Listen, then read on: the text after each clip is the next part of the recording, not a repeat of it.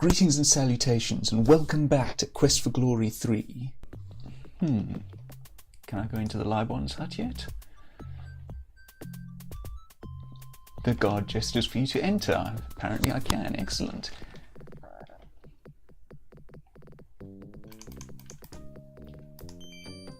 You've just gained the Paladin's magical ability to heal. Excellent, so we gain some honor.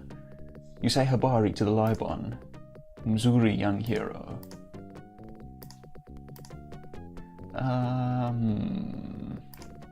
The Simbani be a proud people. We be warriors and herders of cattle. All of the savannah be our home. This drum is the leopardman's drum of magic. It is the source of all their power. You ask how the Simbani got the leopardman's drum. One of our bravest warriors, Mbuzi, was found dead outside the village gates one morning with the drum in his hands. He had been killed by magic. Mbuzi had been a dead man before he came to our gates. How he died, we do not know. Mbuzi had been missing many days before we found his dead body with the drum.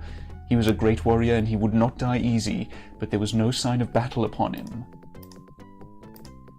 We are warriors. Magic is for weaklings and women. We do not permit magic here. The Spear of Death is the greatest weapon of the Simbani. It will kill whatever it hits. Sounds like magic to me. It'd be the pride of the Simbani. I think this is dangerous, so let's hold off on that. We don't want to get on his bad side. The leopard men be like night is to day to the Simbani.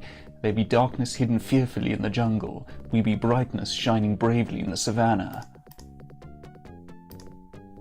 We will call all of the Simbani tribes to this place. Many, many Simbani will come and the savannah will be covered with our warriors. Then we will go into the jungle. The jungle will be filled with our warriors. Then we will find the Leopard Man village. The Simbani will defeat the Leopard Man. Their village will be covered in death. Then the war will be over. Lovely. Let's tell about Shapir. Let's establish ourselves. You tell about your adventures in Shapir. You will be a great leader of your people someday, hero man. You tell how you have come from afar to help bring peace to the Simbani. Then you will fight at our side and the leopard men will fall before us. Then there will be peace again. Ooh, this is going to be a bit of a hard sell, I fear. Mzuri, we have talked well, young hero. We will speak another time. Kwaheri. Okay, he does kick us out. Oh, let's chat with Yesufu. Hujambo, Prince of Shapir. Maybe we be playing Awari today? You greet Yesufu. Mzuri, Prince of Shapir.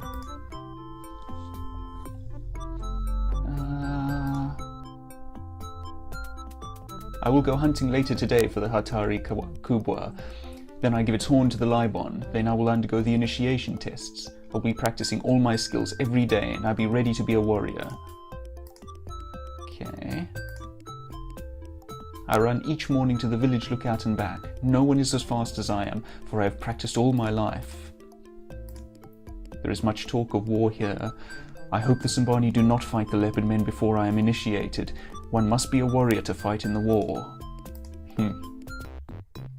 I be thinking that maybe the words you speak of peace be real. Maybe I will try to help you to bring peace to my people. Always I be hearing stories from the warriors about war. Always I be wanting to be a warrior fighting our enemies. Then you and Rakesh come and speak of peace. You both be heroes, but you do not like war. Maybe there is honor in peace as well as in war. You ask Yesufu to be your friend. I will gladly be the friend of the Prince of Shapir. Now this game is over. You have more stones in your home than I have in mine. You be the winner. You play a good game. Maybe we play again? No, I think that's fine, thank you. So, through playing Awari with him over the past few days, we've slowly talked Yesufu around towards considering peace, and we've made friends with him. Excellent. I believe that I have a little more grinding to do for my agility before I'm quite ready. Okay, so I'm going to turn the game speed up, and I'll be back once something of interest happens or I finish grinding. Habari hero, you interested in trying this wrestling bridge with me?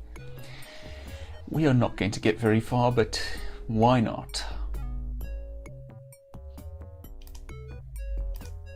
Mzuri hero, I watched you practice some and figured you needed to be challenged before you think too big of yourself. There's no real danger of that right now, Uhura. There really is not. You will see how it'd be to have someone else throw you off balance. This form of wrestling started many seasons ago. This form of wrestling started many seasons of the journeys ago, when women were first allowed to be warriors. When a man and a woman would wrestle, either the man would win or he would be injured in a very sensitive area. Men are usually bigger and weigh more, which would be a real advantage in hand-to-hand wrestling.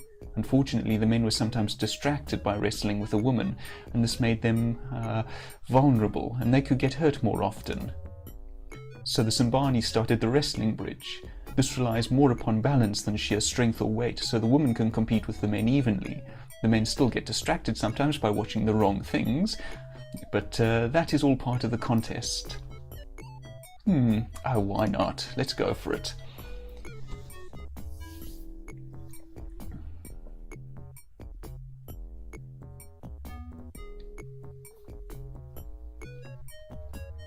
Right. In a contest, both people stand near the middle of the bridge. You wait for the judge to start you out. Then when the judge says to go, try and make the first move. That way you make your opponent have to counter you first. Come over to me and I will show you. Oh hey, puzzle points. To keep your balance when your opponent makes a move, the best thing to be doing be to move the other way. If he jumps, you should drop down. If he moves left, you should move right. This way the bridge stays balanced. I will show you. After I jump, you drop down and try to stay in balance. That's this one. Mzuri. Now, when I dodge to my left, you move to your left. Now, when I move right, you counter me. Now watch me and try to make the counter move. You be getting the idea. Now let's really try this. When I say go, we will both try to outbalance the other 3 out of 5 times. Ready? Go!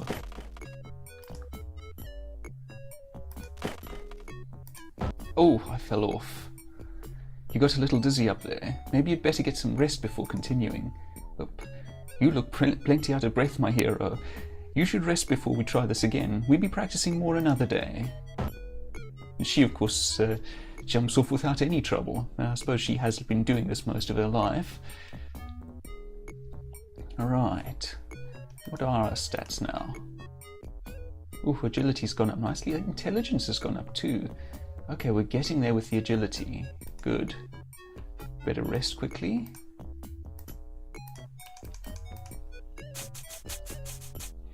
Alright, and then continue our practicing. 2:30. This is going to take a while, I fear.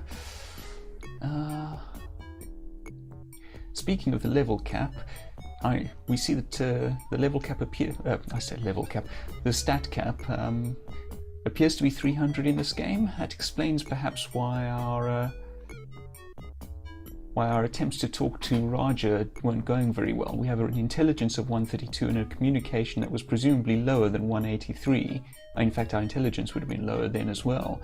So we really were not great as far as this game is concerned.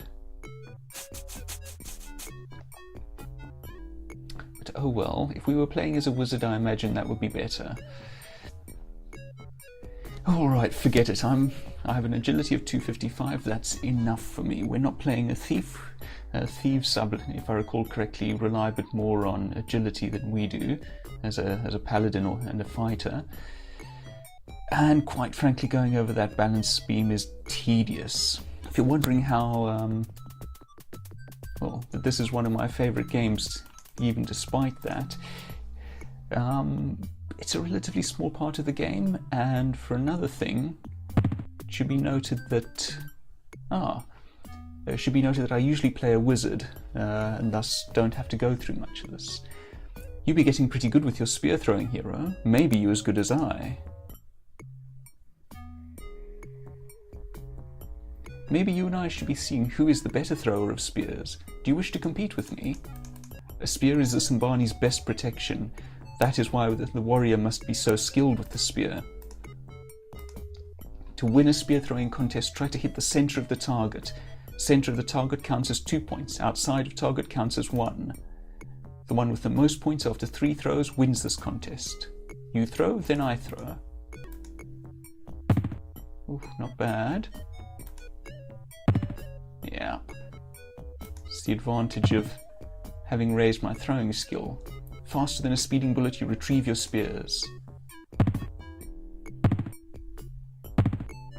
You have beaten me at the throwing of spears. Do not stop practicing though. There are many who be better throwing spears than I. Still, you are very, very good. That's what the grinding did. It just never hurts to be better. To be winning at a Simbani initiation contest, you will need to be even more skilled at throwing than I. The initiation contest usually has 3 throws at a still target and 3 throws at a moving target. You will win only if you practice and use your brains well.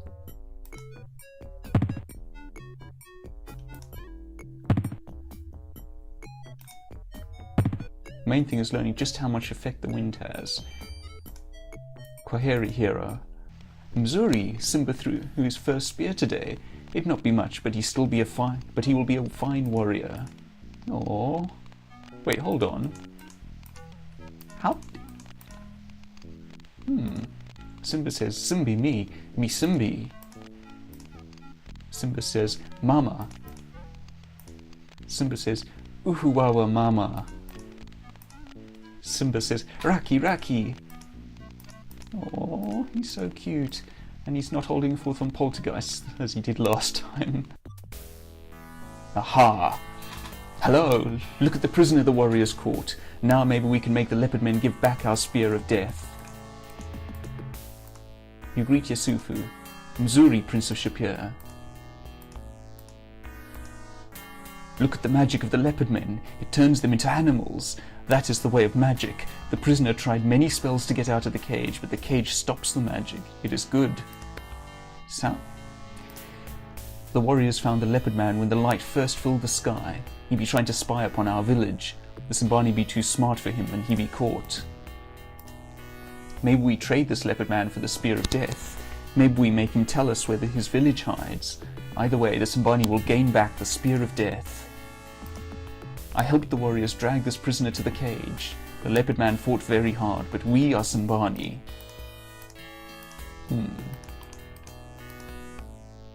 You see a leopard man prisoner in the cage. The prisoner snarls back at you. Yep. I'm afraid they're not talking to us. You say Habari to the Libon. Mzuri, young hero. Let's see. This leopard man spy was caught at the edge of the savannah. We will keep him caged until the spear of death be returned, or when we learn from him where the leopard man village hides.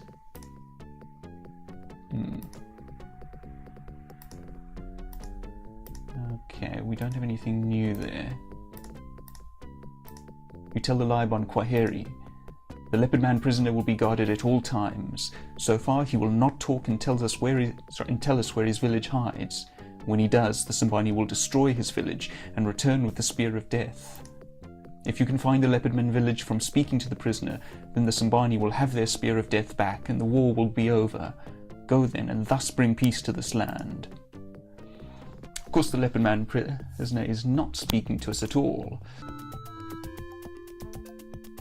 Right. Have we...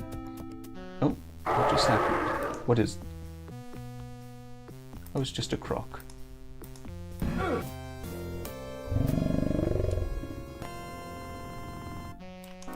Right.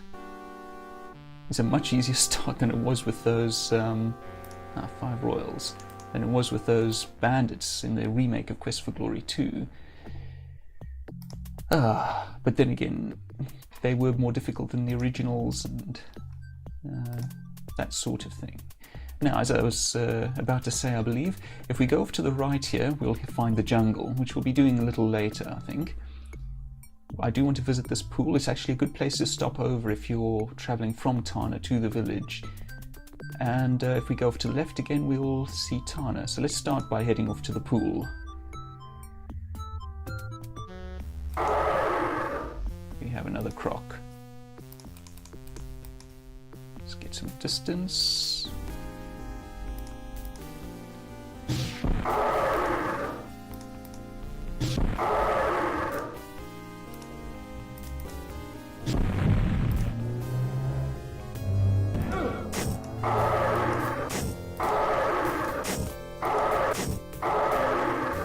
And he's dead. I think with our strength we're doing quite a bit of damage, and these guys are fairly simple, I think. Anyway, I think we're just about at the pool. Yes, here we go. As you approach this pool of bubbling water, you feel a sense of serenity and peace. The cheetah lying on the rock looks at you calmly. The impala looks at you and the cheetah without fear. Let's try the water, shall we? You drink from the cold, clear water. It has a slightly sweet taste and tingles in your mouth. Ooh, that sounds good. In fact, I think that we want some of this. You fill your water skin from the pool. So we now have water from the pool of peace. It looks like water, smells like water, but tastes like ginger ale. Oh, I'm not going to complain. There is a feeling of peace and serenity here. This reminds you a bit of Irana's peace in Spielberg. You have the same comfortable feeling that nothing will harm you here. And indeed, this is a safe place to sleep. Irana's peace was, as you may have gathered, a place in Quest for Glory 1, enchanted by the Archmage Irana, such that no harm could come to anyone while there. And this place, we don't know about this place's origin. Maybe it's one of Irana's creations, maybe it's not. One thing that we can do is detect magic. There is a strong aura of magic here, particularly near the large rock, and the little rune appears. You had a bad habit of dozing off during Rune Law 101, but this one you remember. It's the symbol for peace. Here we are now. I want to stop in at this interesting looking rock formation. Aha! The rocks here form a small alcove where some very interesting looking plants are growing. On the far side you see some animals watching over the plants. They look like meerkats with wings. They must be meerbats. Here we go, dive bombing the plants. Now, I know what to do as a wizard. I'm not entirely sure what to do as a paladin, so I'm just going to take the wizard solution. What I want to do... Okay, let's go away. And... Oops. Come back. It's night. Might be a bit late for this. No.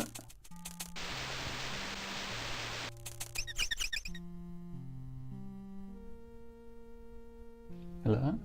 Oh, there we go. And the little one tries to fly, but he can't quite make it. So what we do is we fireball these. And once again we go away. I suspect that the idea is that you're supposed to have visited this place multiple times over the course of your journey, but I think it's a little more efficient to do it this way. As you approach these rocks, you notice the small meerbat watching for you. Aww. You see a ring of stones here. In the center of the circle is a glowing stone and some fruit from the venomous vine. Oh, that's sweet. They've left us a thank you gift. You pick up the rock, which seems to be a glowing opal. That sounds lovely. You also get the fruit and put them carefully away in your pack. I'm quite fond of opals. And a glowing opal, which is a fire opal apparently. The round, smooth stone seems to glow in your hand. Theoretically, I should be setting up camp for the night. I do have a reason to do that, but I also want to see what monsters we encounter. Ooh. A dinosaur. A big dinosaur. A very big and hungry dinosaur. This running relic from the Jurassic period is endangering your species. Right.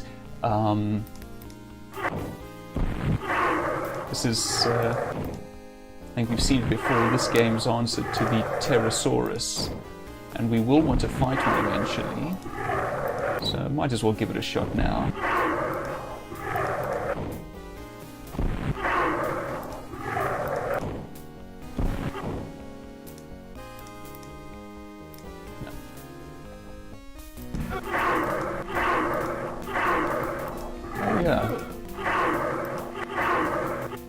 Wow, that was easy. All that stat grinding really paid off. Huh.